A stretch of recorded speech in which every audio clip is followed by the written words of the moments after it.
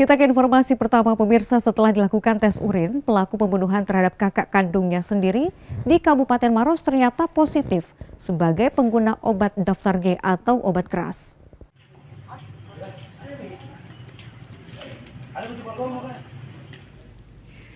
Kasus pembunuhan terhadap kakak kandungnya sendiri di Kabupaten Maros ternyata pelaku berinisial AM, seorang pria berusia 22 tahun ini positif sebagai pengguna obat daftar G atau obat keras. Hal ini dari hasil pemeriksaan tes urin oleh tim Sat Narkoba Polres Maros.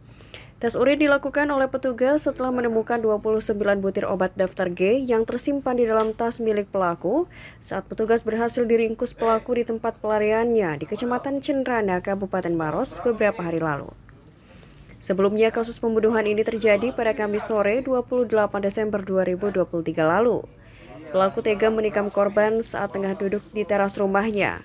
Korban yang sempat mengejar pelaku namun tersungkur ke tanah dan ditemukan oleh adik bungsu korban yang masih berusia 10 tahun. Hingga akhirnya korban tewas dalam kondisi kehabisan darah. Namun penikaman ini dilatar belakangi sakit hati tersangka terhadap korban karena ditegur membawa kekasihnya masuk ke dalam rumah.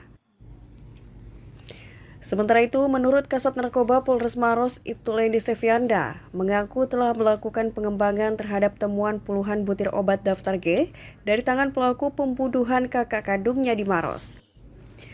Pihaknya telah mengamankan 3 saksi sebagai pembeli, namun polisi masih menyelidiki apakah tersangka merupakan pengedar obat terlarang atau hanya pengguna. Kami dari Sat Narkoba melakukan tes urin dan hasilnya positif. Positifnya itu ya benar adanya bahwasannya dia mempergunakan obat terlarang. Iya benar, kalau obat daftar G itu dilarang dijual bebas. Tapi dan kalau harus resep dokter. Oh, artinya untuk memiliki itu harus dari resep dokter ya, Bu? Kita sudah mengamankan 3 orang pembeli yang kita jadikan saksi. Ya, kita jadikan saksi bahwasannya mereka memberikan keterangan benar membeli obat dari pihak pelaku tersebut. Nah, sekarang kami masih dalam tahap lidik atau pengembangan kepada penjual atau pengedar dari pembelian dari yang pelaku pembunuhan ini. Hingga saat ini pelaku masih menjalani pemeriksaan dan ditahan di Mapolsek Turekale.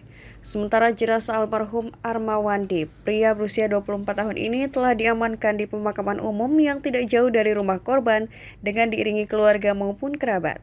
Dari Kabupaten Maros, Sohirus Lan iNews melaporkan.